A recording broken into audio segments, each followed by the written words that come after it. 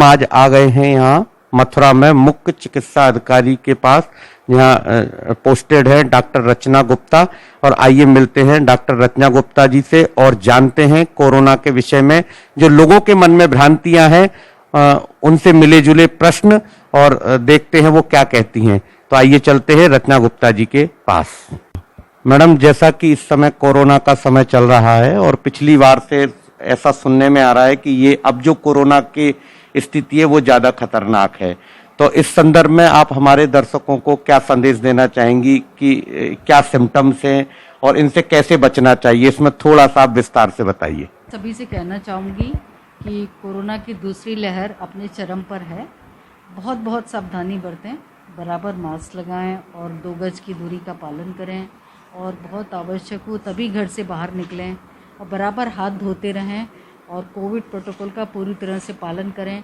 घर में यदि कोई बुजुर्ग है तो उससे भी अपनी दूरी बनाए रखें, और घर से बाहर निकलने के लिए कम से कम बहुत ज़रूरी हो तभी बाहर से निकलें। इस समय जो वैक्सीनेशन हो रहा है, तो जो लोग डायबिटिक हैं या जिनका हार्ट का ऑपरेशन हुआ है, स्टंट डला है या किसी तरीके से बहुत बड़ी उनको बीमारी है, तो क्या ये वैक्सीन उन लोगों के लिए कारगर है और सुरक्षित भी है? उनको तो वैक्सीन की ज़्यादा ज़रूरत है। इन सब को वैक्सीन लगवाना बहुत ज़रूरी है। वैक्सीन सिर्फ उन्हीं लोगों को मना किया जाता है जिनको अति गंभीर बीमारी और सक्रिय अवस्था में है, और दूसरा प्रेग्नेंट लेडीज़ को मना करते हैं, दूध पिलाने वाली माताओं को हम मना करते हैं।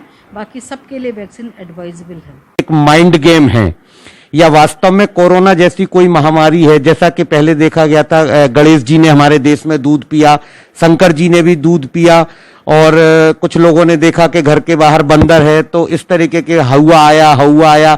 तो क्या ये इस तरीके का कोई माइंड गेम तो नहीं है जैसा कि लोग मान के चल रहे हैं? कुछ लोग मानते हैं कि ये एक माइंड गेम है जो चलाया जा रहा है।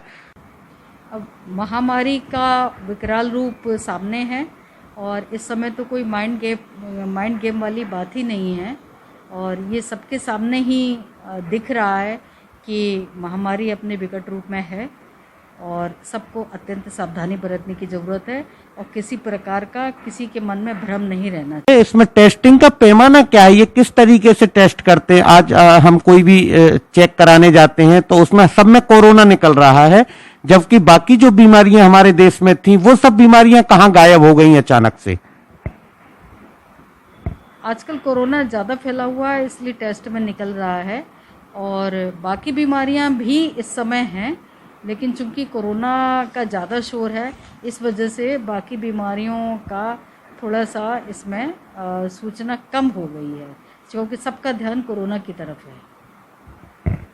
एक बात और मैडम पूछनी थी कि ये जैसे डेड बॉडी, कोरोना के कारण डेड बॉडी हो जाती है, व्यक्ति मर जाता है, उसको पूरी तरह पॉलीथीन में पैक भी करते हैं, पैक करने के बाद वो परिजनों को नहीं सौंपा जाता है, तो क्या डेड बॉडी से भी कोरोना फैलने की संभावना है? हाँ, डेड बॉडी से भी कोरोना फैलने की संभावना रहती है, इसलिए ये डेड बॉडी परिजनों को नहीं सौंपी जाती है। अंतिम संस्कार करते हैं तो क्या वो सुरक्षित है या असुरक्षित है? नहीं, अंतिम संस्कार जो कोरोना की डेड बॉडी का जो अंतिम संस्कार है वो सुरक्षित तरीके से किया जाता है, और उसमें किसी तरह का खतरा हम उसमें नहीं लेना चाहते हैं। उसके सुरक्षा तंत्र का उसका अलग से उसकी सुविधा है, उसको कवर करके उसका अंतिम संस्कार किया जाता है। मैडम, गाड़ी में अकेला आदमी अगर जा रहा है तो क्या उसे मास्क की जरूरत है, या हस्बैंड वाइफ जा रहे हैं तो उन्हें मास्क की आवश्यकता है, जबकि वो पब्लिक प्लेस पे नहीं निकल रहे हैं, गाड़ी में बंद हैं कांच में, तो वो किस तरीके से कोरोना फैला सकते हैं जबकि वो अपनी गाड़ी में बंद हैं? गाड़ी में बंद व्यक्ति को भी मास्क की ज़रूरत होती है, क्योंकि अगर गाड़ी में आपसे पहले कोई बैठा हो या बाद में आपके बाद जो बैठेगा, क्योंकि ये वायरस हवा में मौजूद रहता है, अतः पहले या बाद में बैठने वालों को भी इससे इन्फेक्शन हो सकता है। स्वस्थ व्यक्ति को मास्क लगाना बहुत ज्यादा जरूरी नहीं है, और अमूमन ये देखा गया है, जैसे मेरा अपना अनुभव है कि मैं अगर पूरे दिन मास्क लगाता हूं तो मेरे सिर में दर्द होने लगता है ऑक्सीजन की कमी के कारण। बहुत से लोगों को घबराहट होती है, कुछ लोगों को बेचैनी होने लगती है, तो क्या करना चाहिए हमें? बाजार में भी वैसे कई तरह के मास्क होते हैं, उसमें सबसे सुरक्षित तो N95 है, लेकिन अगर N95 से किसी प्रकार की समस्या आती है तो एक ट्रिपल लेयर मास्क लगाया जा सकता है। और अगर ट्रिपल लेयर मास्क में भी दिक्कत होती है तो कपड़े का 2 या 3 तह का मास्क भी लगाया जाता है। और किंतु मास्क लगाना बहुत ज़रूरी है। इस समय मास्क ही सबसे सुरक्षित उपाय है। इस चीज़ का ध्यान हमेशा रखना चाहिए। मैडम, हमारे यहाँ जिले में चूंकि आप जिले की चीफ स्वास्थ्य अधिकारी हैं, तो हमारे यहाँ जो कोविड से निपटने के जो संसाधन हैं वो पर्याप्त मात्रा में, जैसा कि हम देश में देख रहे हैं, ऑक्सीजन की कमी है, सिलेंडर्स की कमी है, तो हमारे मथुरा जिले में क्या इस तरीके की कोई दिक्कत है या सब तरीके की व्यवस्था यहाँ है कोरोना से निपटने के लिए?